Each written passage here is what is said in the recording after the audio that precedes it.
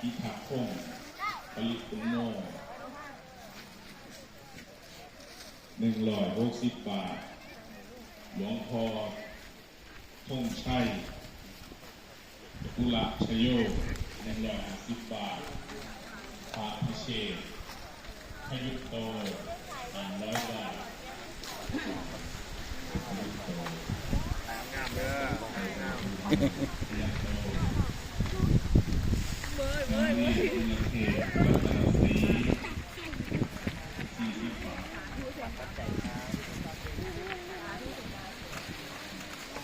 พานุชามุโน200 บาทผักแลววิทยาสินทโร100 บาท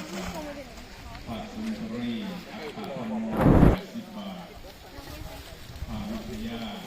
อิปัญโย10 บาทผักบัญชาอัตตะพิโย100 บาทผักชูจักพระเวสโก207 บาทผักโจไปกันโจวัดเจ้านอก100 บาทอาจารย์ศรีจากผู้ชา200 บาทจอมยุทธไหลน้ำบรมซื้อ140 บาทโอ้ทานครับสุริยาเมืองกา100 บาทข้าวต้น100 บาทข้าวโพด100 บาทผักปะชิดชัยคุณธรรมกันนอก100 บาทผักสงสักกิติปัญโย140 บาทรวมยอดใหม่เป็น777 บาทมูลค่าคือปัจจัยที่พระรวบรวมด้วยกำลัง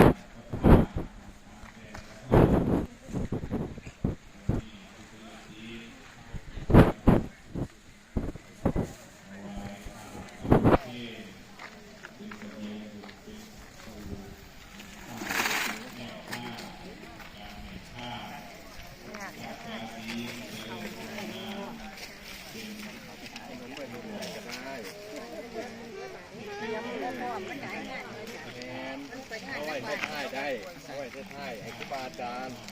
ได้ทั้งเขาก็ได้ทั้งหน้าเดี๋ยวเขาเป็นยังสาธุ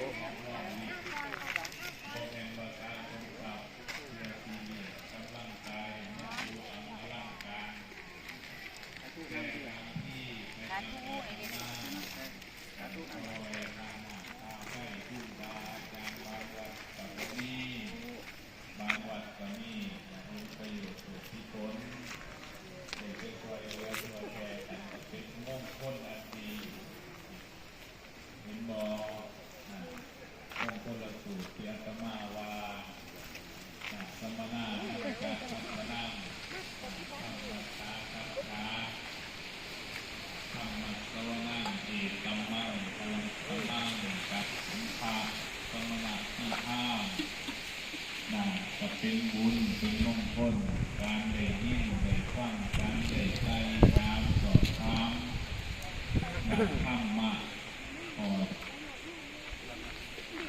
ธรรมะอดที่สงสัยกับเป็นมงคลเป็นความดีที่เราที่ได้ประพฤติปฏิบัติให้มันถูกต้องให้มันดีให้มันงาม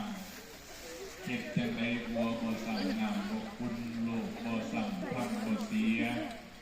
อยู่ในสังคมกับบ่มอง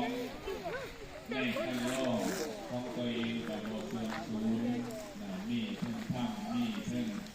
จริยามีถึงวิชาถึงความรู้ของเราจะด้วยการฟังธรรมด้วยการบอกการสอนของพ่อ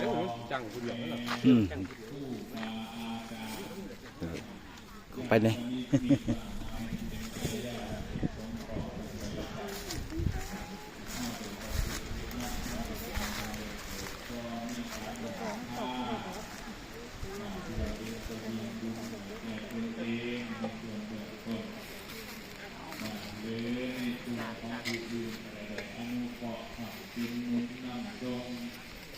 ให้ผู้อื่นเกิดทุกข์คนใดก็ตาม แก่บุคคลนี้บุคคลหนาปอดตั้งเลยนะทุกคนในสถานที่ก่อดู